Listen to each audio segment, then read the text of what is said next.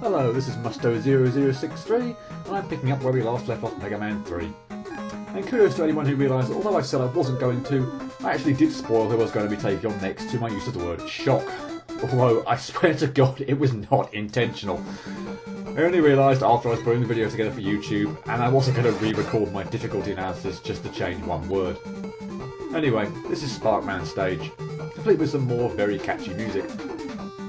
Being an electric robot master, his stage is full of electric beams that turn off and on. You obviously need to time your movement through when the beam's turned off. These Electron enemies emerge out of the chutes at the top of the screen. Only one out of each chute unless you scroll it off and back onto the screen. And if you let them get close enough to you, they'll fire out 8 electric shocks in a snowflake pattern. One shot's all it takes to kill them, and you can easily deliver that one shot before they get a chance to fire at you. Well, that being said, even if they do fire the shocks at you, if you just stand a little bit beyond directly under them, you should be positioned safely between the down and down right shocks. Alone Hammer Joe, which is really poorly positioned, for him, in that you'd have to jump right up into one of his hammers in order for him to be able to hit you. Hey, I'm not complaining though. These platforms with the upward pointing arrows on, go figure, move upward when you step on them. And what with the spikes on the ceiling, you need to traverse the pit speedily and all in one go. But provided you don't jump too high and catch yourself on a ceiling spike when moving from platform to platform, that section's really nothing to worry about. That electric beam requires a bit of careful manoeuvring I was clearly lacking on this occasion. I was trying to cockily go too fast, and instead of showing off, I just made myself out to be a complete idiot. Not once, but twice. Go me. A Met Digger we last saw in top stage, and he's just as non-threatening here.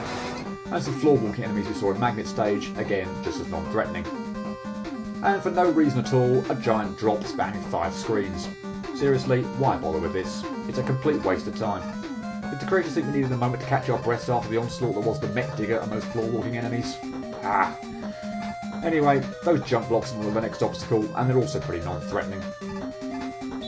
The last area before the boss consists of more of the upward motioning platforms, more spikes on the ceiling, naturally, but this time also adds in the nut and bolt enemies from top stage. Try to move as far as you can to the right and scroll the nut and bolts on the screen, and take them out before trying to traverse to the next solid patch of ground. If you attempt to make it across while they're in the way, you'll either get knocked into oblivion.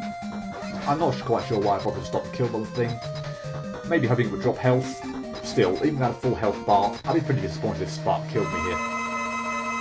Sparkman has to jump around to the nearest platform. In fact, he can't just move, he always jumps. And whenever he so pleases, stops to fire off 8 small sparks in that aforementioned snowflake pattern. Then charges up a giant spark and flings it in the direction Mega Man was positioned. The giant spark can be very awkward to avoid depending on where you and Sparkman are located when he's firing it. If you're caught at the edge of the screen and Sparkman is on one of the middly height platforms next to you, then you're probably going to get hit. For that reason, there is a slight element of luck to this fight, especially at the beginning. If he lands on the left middle platform and chooses to fire off his first spark attack there before you've had any real opportunity to get behind him, then that can be a really cheap way for him to score a hit on you. You may also have noticed that the giant sparks have giant accompanying hitboxes, especially that last hit I took. I swear I jumped over that spark.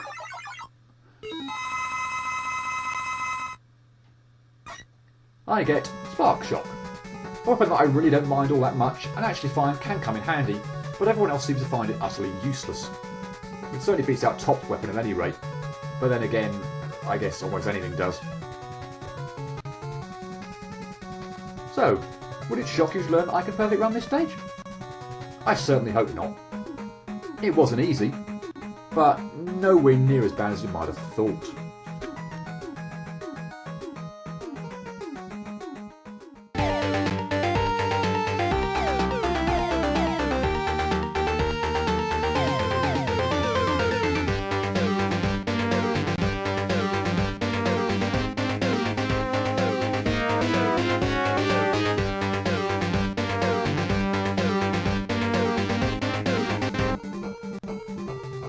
Welcome along to the perfect run. The majority of failures on this stage, part of the level, were purely down to obscene levels of clumsiness. None, I'm pleased to report, on the very first room. A few, however, on this one.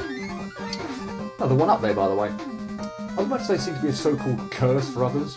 I'm praying for enemies to drop them, and you haven't seen anything yet. Back to failure though. Mistiming jumps through or over the elect beams, missing my shots on the Electron enemies, and panicking such that instead of positioning Mega Man where I know he would have been safe, trying to rush through past a downright aiming Spark, but still getting hit to it anyway. Take your pick. And a few minutes ago when I said this Hammer Joe is poorly positioned and you have to be pretty stupid to get hit by him, well, I managed it. Terrific. I also managed to hit my head on a spike in this area.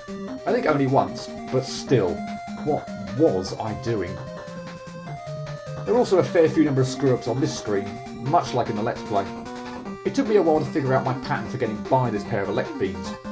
Incidentally, I did remember my pattern when I was doing the Let's Play, but as said, I was just far too cocky for my own good. Now from this point on, nothing until the final run caused any trouble. All the enemies here are very easy to deal with. And for the junk block section coming up, as long as you keep moving to the right, the time works out perfectly to get by them. I'm sure you can slide and get through quicker, but here I simply jump over a block when it drops and keep walking to the right. No problem whatsoever, and will work every single time. I'm sad to say a few mess-ups right before the boss. Just not concentrating fully and trying to make it through quicker than I should have been. But if you take your time though, and make sure you've scrolled all the nuts and bolts onto the screen before setting off for your next platform, you should be fine.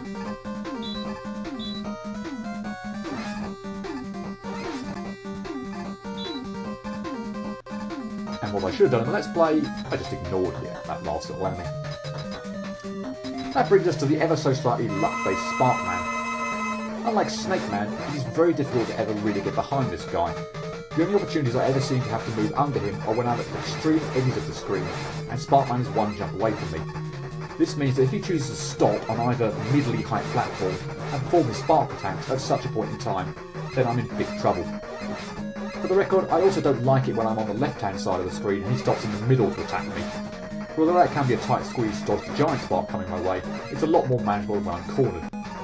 I can't really offer any great strategy to deal with Sparkman, other than trying to lure the giant spark justifier at you if possible.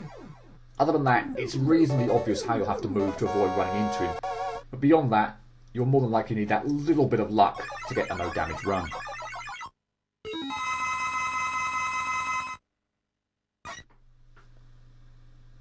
Once again, I've reached the halfway point in attempting to perfect run Mega Man 3. This one was certainly a step up from the 3 stages before it, but if you were expecting this stage to be a giant pain, you're definitely mistaken. It took the same length of time to achieve the perfect run of Spark as it took to clear all of Top, Magnet and Snake, but because they all turned out to be so easy, that meant I only spent 45 minutes on this stage. By an amazing coincidence, I also had the same number of outtakes on this one stage that I suffered on all of Top, Magnet and Snake.